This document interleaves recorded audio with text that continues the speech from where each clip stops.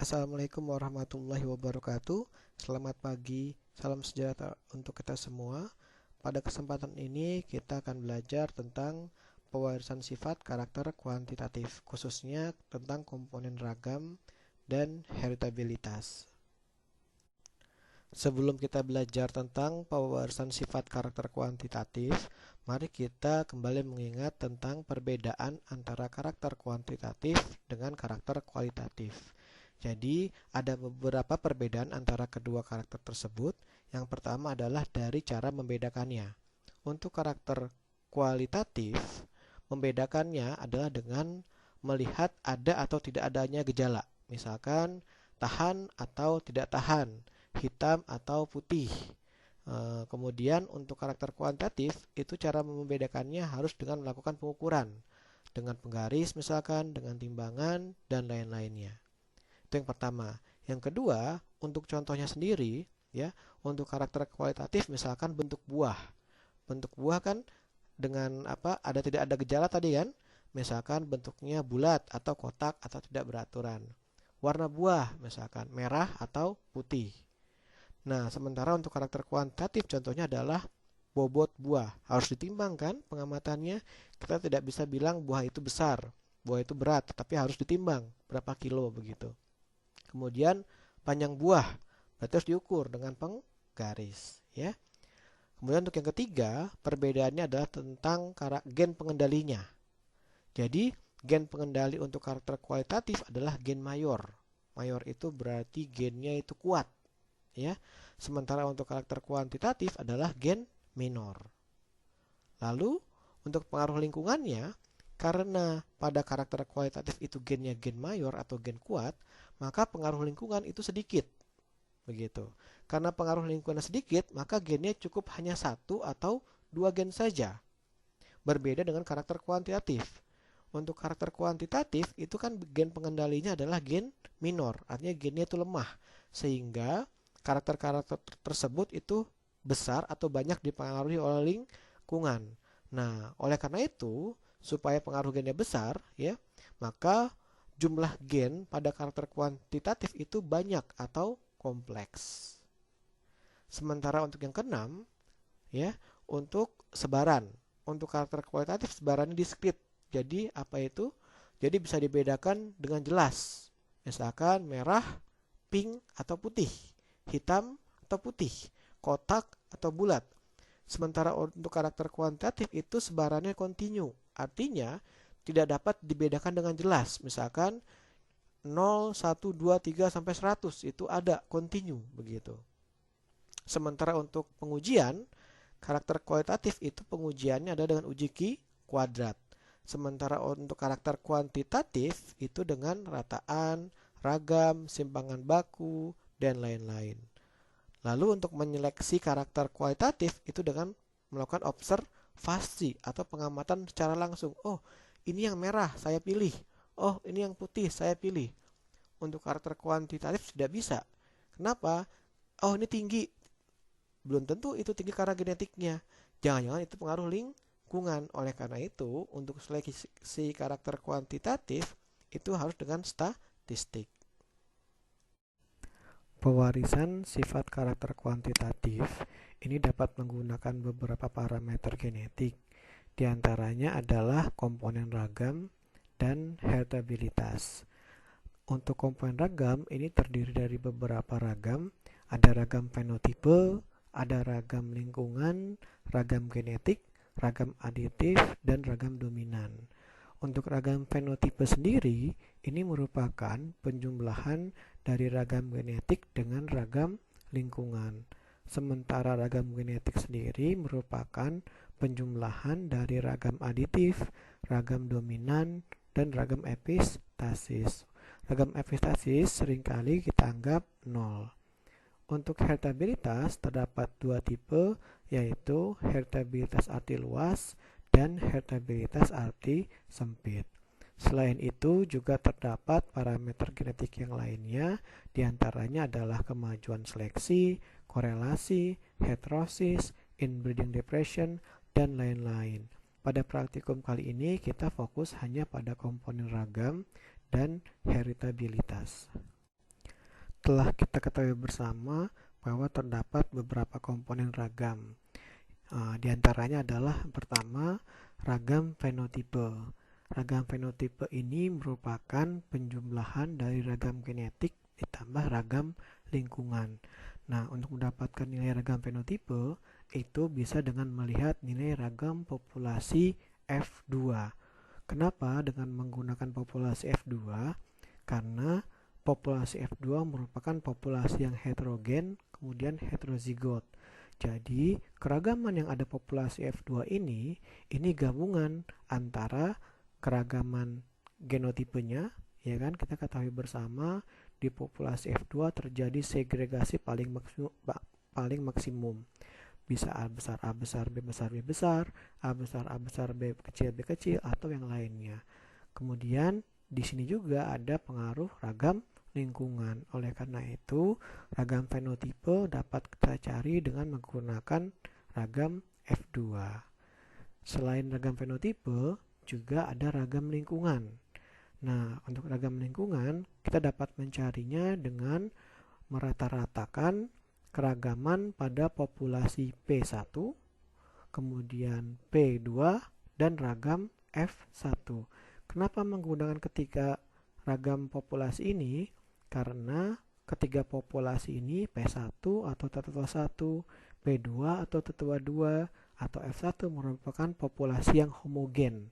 Walaupun yang satu homogen homozigot dan yang satu lagi F1 ini adalah homogen heterozigot. Seharusnya semua populasi ini adalah seragam, tidak ada keragaman. Namun demikian, karena ada keragaman pengaruh lingkungan, maka muncullah keragamannya. Oleh karena itu, ragam lingkungan dapat kita cari dengan menggunakan ketiga populasi ini dengan cara merata-ratakan keragaman dari ketiga populasi ini. Kemudian ada ragam genetik. Nah, setelah kita tahu ragam fenotipe dan ragam lingkungan, maka kita dapat mencari ragam genetik. Caranya dengan cara mengurangi nilai ragam fenotipe dikurangi dengan ragam genetiknya. Kemudian juga ada ragam aditif. Ragam aditif dapat kita cari dengan mengalikan 2 kali ragam fenotipe dikurang ragam B-cross 1 ditambah ragam B-cross 2. Sedangkan ragam dominan dapat kita cari dengan mengurangi ragam genetik dengan ragam aditifnya. Dan ini adalah keterangan-keterangan dari beberapa simbol pada slide ini. Terdapat 2 tipe heritabilitas, yaitu yang pertama adalah heritabilitas arti luas dan heritabilitas arti sempit. Heritabilitas arti luas dapat kita cari dengan membandingkan nilai ragam genetik dengan ragam fenotipenya dikali 100%. Sementara heritabilitas arti sempit dapat kita cari dengan membandingkan ragam aditif dengan ragam fenotipe dikali dengan 100%. Heritabilitas dikatakan tinggi jika nilainya di atas 50%, dikatakan sedang jika nilainya di antara 20 sampai dengan 50%, dan dikatakan rendah jika nilainya di bawah 20%. Nah, apa implikasinya jika nilai heritabilitas itu tinggi, sedang, atau rendah? Heritabilitas arti luas yang tinggi menandakan bahwa keragaman pada suatu karakter itu dipengaruhi oleh keragaman genetik dibandingkan keragaman lingkungannya, sehingga seleksi pada karakter tersebut atau perbaikan pada karakter tersebut masih efektif untuk dilakukan. Sementara heritabilitas yang rendah pada suatu karakter menandakan bahwa keragaman pada karakter tersebut itu bukan karena keragaman genetik, tetapi karena keragaman lingkungannya. Sehingga seleksi pada karakter tersebut dirasakan tidak efektif lagi karena perbaikannya akan sulit dirasakan. Oleh karena itu, disarankan membuat populasi atau persilangan baru jika kita ingin memperbaiki karakter tersebut. Sementara pada heritabilitas arti sempit, jika nilai heritabilitas arti sempitnya tinggi, maka seleksi pada karakter tersebut dapat dilakukan pada generasi awal atau pada generasi F2. Sementara jika nilai heritabilitas arti sempitnya rendah, maka sebaiknya seleksi ditunda pada generasi lanjut, contohnya pada generasi F6 atau generasi F7. Hal ini bertujuan untuk meningkatkan ragam aditifnya, sehingga seleksi dapat lebih efektif untuk dilakukan. Berikut adalah contoh untuk komponen ragam dan heritabilitas. Misalnya hasil pengamatan Anda ya terhadap nilai ragam di populasi P1, Tora IPB, P2, ada GIK, F1, B-Cross 1, B-Cross 2, dan F2 di Leukopo saat praktikum. Ini nilai ragamnya disajikan pada tabel berikut ini. Ya, ada populasi di sini P1, P2 sampai F2, ada karakter panjang daun, lebar daun dan lingkar batangnya, dan yang ini adalah nilai ragam. Sekali lagi ini nilai ragam ya, bukan nilai tengahnya.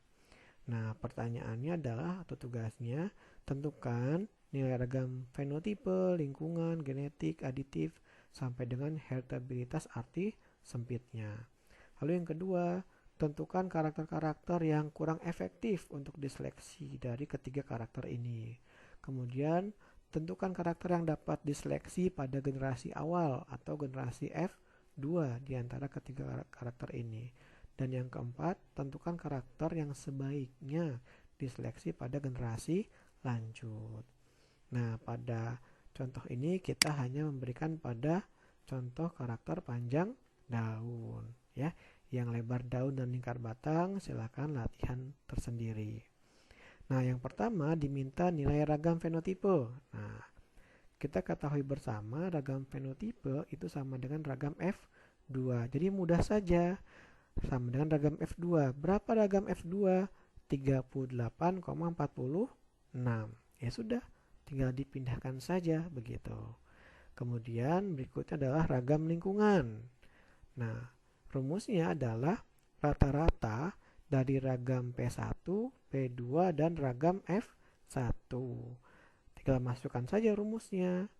3,76, 19,04, 13,2 dibagi 3. Hasilnya ternyata ragam lingkungannya 13,2. Ya. Setelah kita dapat ragam fenotipe dan ragam lingkungan, maka kita dapat mencari ragam genetik dengan cara mengurangi ragam fenotipe dengan ragam lingkungan. Hasilnya ragam genetiknya 25,26. Ragam fenotipe 38,46, ragam lingkungan 13,2. Hasilnya 25,26.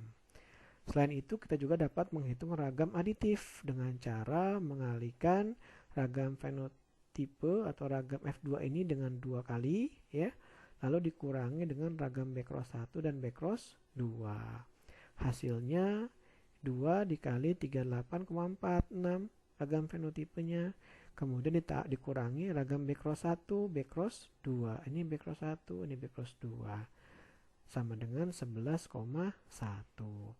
Nah, setelah kita tahu semua nilai komponen ragamnya, kita dapat menghitung nilai heritabilitasnya.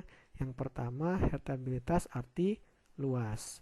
Dapat kita cari dengan membandingkan ragam genetik dengan ragam fenotipe. Ragam genetiknya 25,26. Ragam fenotipenya 38,46. Dikali 100%, hasilnya 65,68%. Apa kategorinya? Karena dia di atas 50%, maka heritabilitasnya berkategori tinggi. Karena dia tinggi, maka seleksi untuk karakter panjang daun masih efektif dilakukan. Jadi kita masih bisa memperbaiki karakter panjang daun. Lalu untuk heritabilitas arti sempit dapat kita cari dengan membandingkan ragam aditif 11,1 dengan ragam fenotipe 38,46 dikali 100%, hasilnya 28,85. Apa kategorinya? Kategorinya adalah sedang. Karena dia tidak tinggi, maka sarannya seleksi pada karakter panjang daun tidak dilakukan pada generasi awal, melainkan dilakukan pada generasi lanjut, yaitu pada generasi F6 atau F7. Ini untuk karakter panjang daun. Untuk karakter lebar daun dan lingkar batang, silahkan dicari sendiri. Demikian yang dapat kami sampaikan. Kurang lebihnya mohon maaf. Assalamualaikum warahmatullahi wabarakatuh. Selamat berpuasa bagi yang menyelaksanakannya.